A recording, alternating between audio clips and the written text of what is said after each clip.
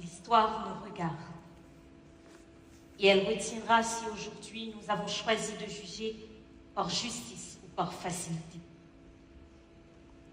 Je suis Abigail Alexandre, avocate de la défense. Et aujourd'hui, ma cliente fait face à une accusation extrêmement grave, celle d'amplifier les inégalités. Mais avant de juger, encore faut-il savoir qu'est-ce qu'une inégalité. Une inégalité, mesdames, messieurs, c'est une différence de conditions ou de traitement entre des personnes ou des choses.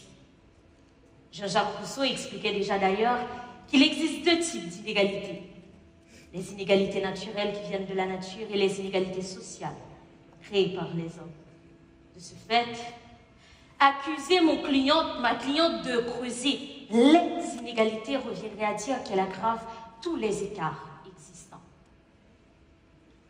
Je sais que vous avez entendu des rumeurs à propos de ma cliente, mais prenons un instant pour aller au-delà de ce que l'on croit savoir d'elle.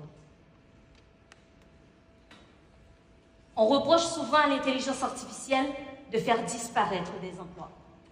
Et pourtant, selon le World Economic Forum, les transformations technologiques, dont ma cliente, devraient créer 170 millions d'emplois d'ici 2030.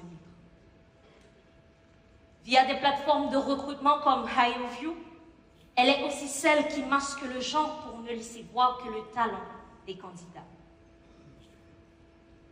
Comme la révolution industrielle a créé les métiers des transports, des télécommunications, l'intelligence artificielle ouvre aujourd'hui de nouveaux horizons et parfois même, elle sauve des vies. Vous connaissiez l'histoire de Lorraine?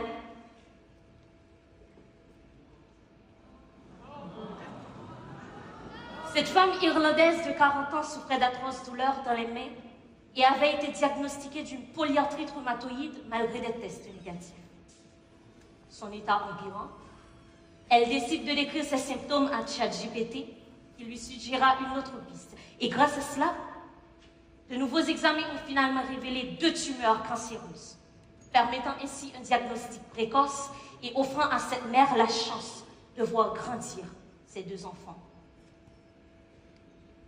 Dans un monde où tout le monde n'a pas accès aux meilleurs spécialistes, l'intelligence artificielle peut offrir un second regard, élargir l'accès au savoir et offrir un marchepied à ceux que la vie fait naître avec une marche de retard.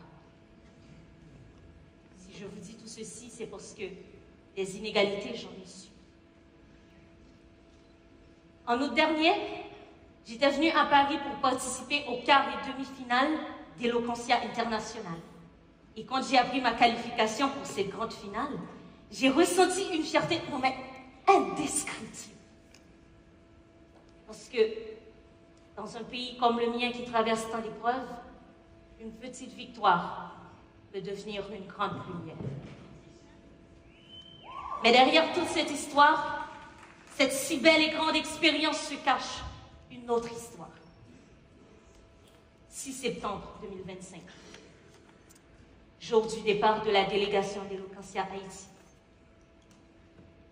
Ce jour-là, j'ai vécu l'une des plus grandes humiliations de toute ma vie. Devant une foule de voyageurs venus du monde entier, la compagnie aérienne nous a refusé l'embarquement. Pourquoi? Tenez-vous bien, parce que nous avons des passeports haïtiens. On nous informe que notre État par lequel nous devions transiter nous refuse le droit d'entrer parce que nous avons des passeports haïtiens. À ce moment-là, quelque chose s'était brisé en moi. Je me sentais triste, humiliée, déshonorée, la fierté d'il y a quelques jours transformée en pure déception. Ce qui m'a fait le plus mal, c'était pas seulement ce refus, c'était le silence de ceux qui regardaient sans comprendre.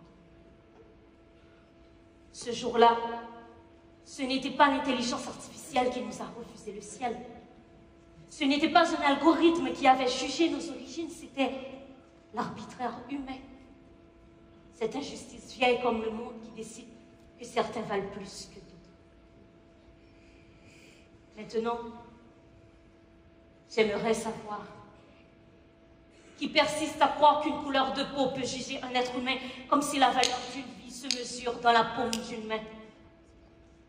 Est-ce l'intelligence artificielle qui laisse des enfants mourir de faim alors que d'autres accumulent des richesses qu'ils ne pourront dépenser même demain? Ben non.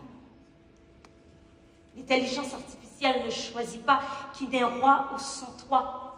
Elle ne ressent rien, elle n'empire rien, elle ne reflète finalement que nos propres choix. Cher jury, si c'est pour avoir aidé à sauver des vies, ma cliente plaide coupable. Chère assistance, si c'est pour avoir créé des métiers de demain, ma cliente plaide coupable.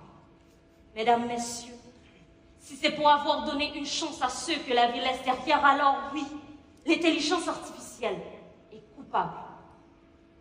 Mais soyons honnêtes, les inégalités ne sont pas creusées par l'IA, non. Elles portent nos traces, nos choix, nos combats. Pour une fois, regardons sans détour, ni et moi. Assumons ce reflet qui tremble face à soi, car ce miroir ne ment pas. Il renvoie nos lois, nos silences complices.